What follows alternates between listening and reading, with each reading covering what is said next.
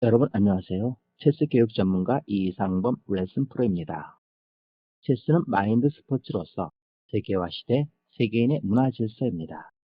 체스 문화는 국경을 초월한 문화 교류가 이루어지고 있으며 2006년 동계올림픽과 2008년 하계올림픽의 시범 종목이기도 합니다. 체스 문화는 21세기 두뇌 스포츠로서 과학적인 사고와 모험적인 사고를 여러분들에게 제시할 것입니다. 체스 게임에서 순서와 규칙은 질서 있게 지키는 기본 사고와 기본 습관을 우리는 게임을 통해서 자연스럽게 배우며 터득하게 될 것입니다. 또한 체스가 지니고 있는 건전성과 철저한 합리성, 과학성 및 페어플레이 정신이 체스 문화의 질서이기도 합니다. 인터넷을 통해서 세계가 하나가 되면서 바둑 문화와 체스 문화가 세계 문화 질서를 지배하게 될 것입니다. 따라서 우리도 자라는 청소년들에게 세계 문화 질서인 체스 게임을 통해서 자연스럽게 배우기를 희망합니다. 자, 그럼 지금부터 체스 게임의 질서는 어떻게 이루어지는지 하나하나 그 기본을 배워보기로 했습니다. 자, 먼저 체스판의 보드에 대해서 먼저 공부하기로 했습니다. 체스판의 보드와 보드의 구성, 보드에 기호가 있고 기물의 명칭이 있습니다. 그 다음에 기물 찾아놓는 순서로 여러분들과 하나하나 공부해보기로 했습니다. 먼저 체스판의 보드입니다.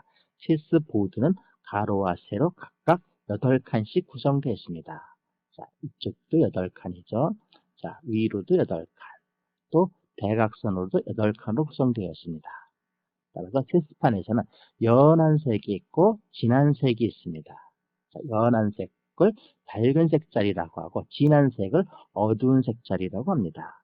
그 다음에 체스판에는 규격품이 있습니다. 이 규격품은 시합용은 가로 세로 50cm가 그 규격품이고 그 밑으로 40cm짜리도 있고 30cm짜리도 있고 따라서 시합용은 가로 세로 크기가 50cm이고 기물도 나무로 된 거나 플라스틱 어떤 것에도 그 무게의 중량에 맞춰서 게임을 하고 있습니다. 이번에는 체스 보드에 대해서 구성에 대해서 한번 더 알아보기로 하겠습니다. 체스판에서 이 가로자리를 랭크라고 합니다. 이렇게 가로자리를 랭크라고 하고 자 세로를 파일이라고 합니다. 즉 이 파일이라고 하는 것은 A가 여기 있죠. 여기는 A 파일이 돼주고 여기는 B 파일이 돼주고요. 자 여기는 C 파일이 돼주고요. 그 다음에 여기는 E 랭크라고 합니다. 그 다음에 3 랭크라고 하고요. 그러면 체스판에서 그 자리마다 기호가 있는 것은 자리를 읽는 방법입니다. 자, 이 자리를 읽고 싶으면 여기는 D 파일이죠. D의 자, 네 번째 자리이죠.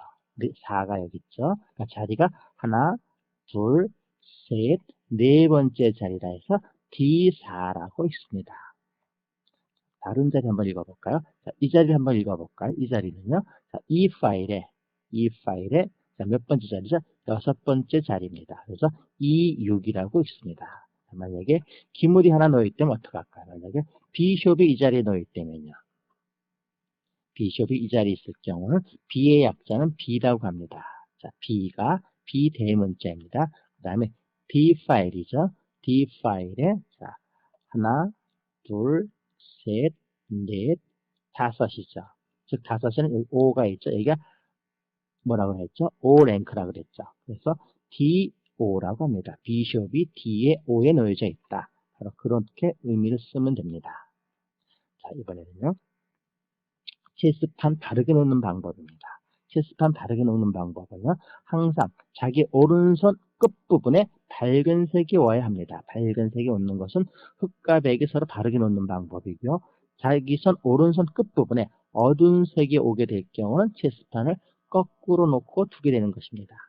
따라서 체스판에 기호가 있다면은 기호 A, B, C, D가 자기 앞으로 오게 하고 게임을 하면 됩니다. 1, 2, 3, 4가 자기 앞으로 오게 될 경우는 아마 그 1, 2, 3, 4가 번호가 거꾸로 놓여지게 될 것입니다. 자, 이번에는요, 기물에 대해서 한번 더 알아보기로 하겠습니다.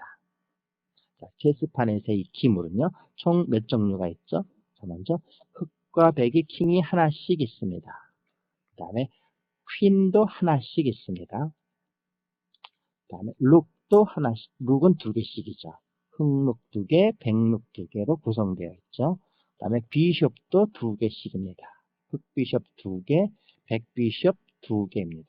그 다음에 나이트도 2개씩입니다. 나이트가 2개. 그 다음에 포는 각각 흑과 백이 각각 8개씩입니다. 포는 8개씩 기물이 차여져 있습니다. 그 다음에요, 기물의 명칭에 대해서 한번 자세히 알아볼까요? 자, 이 킹은요, 머리에 십자가 표시가 있어요. 왕관에 십자가 표시가 있고요. 퀸은 머리에 왕관을 쓰고 있죠. 그 다음에 룩은요, 머리에 이게 무슨 상징? 성을 상징합니다.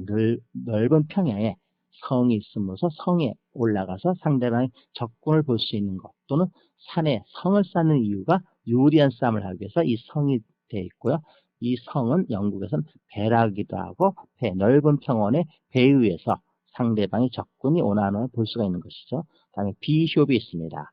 이 비숍은요, 러시아에서는 코끼리를 상징해주고, 그 다음에 영국에서는 이것을 추기경님의 모자에서 그 본을 떠온 것 같습니다. 그 다음에 나이트가 있죠.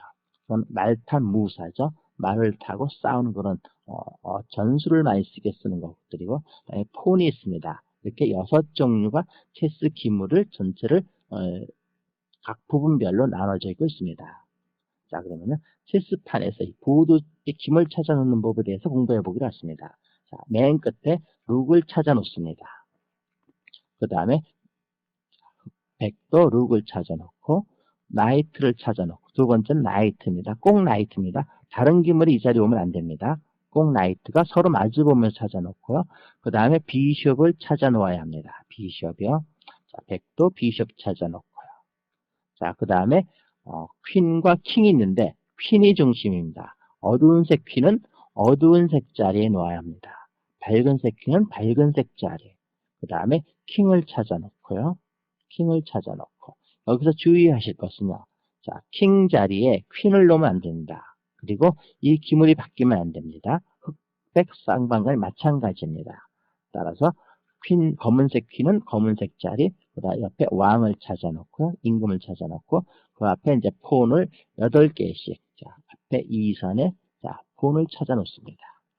자, 폰이 8개죠. 자, 이 기물이 이렇게 놓이게 된 이유가 있습니다. 자, 무엇일까요?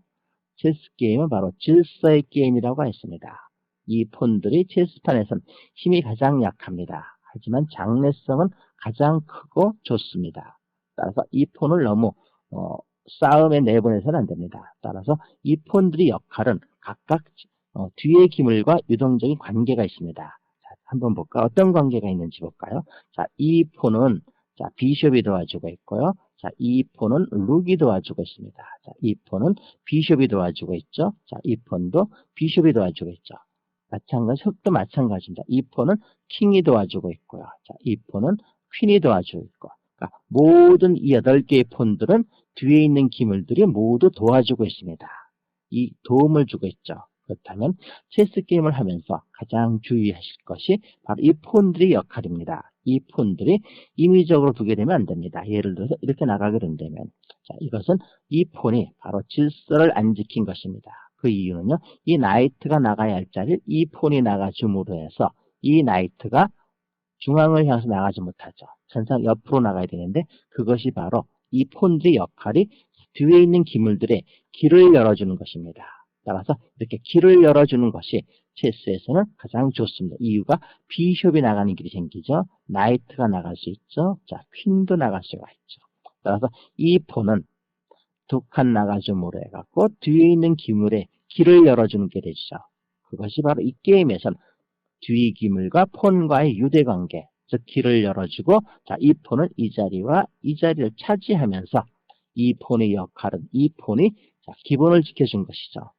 그럼 게임하기에 상당히 수월한데, 자, 기물을 움직이는데 이렇게 움직여준다면요. 자, 이 나이트의 길이 어떻게 되죠? 길이 막히게 되죠. 그렇다면 스스로 자신의 기본을 무너뜨리게 되는 것이죠. 그렇다면 이 폰이 질서를 안 지켜줌으로 해서 뒤에 있는 기물들이 나가서 길이 열리지 않음으로 해갖고 상대방한테 수세적으로 밀리게 됩니다. 이렇게 밀리게 된다면 바로 게임이 스스로 뭉치게 되겠죠. 그다음에 좋은 게임이 나와주지 않습니다. 네, 다음 시간에는요, 기물의 행마법에 대해서 하나하나 공부해 보기로 하겠습니다.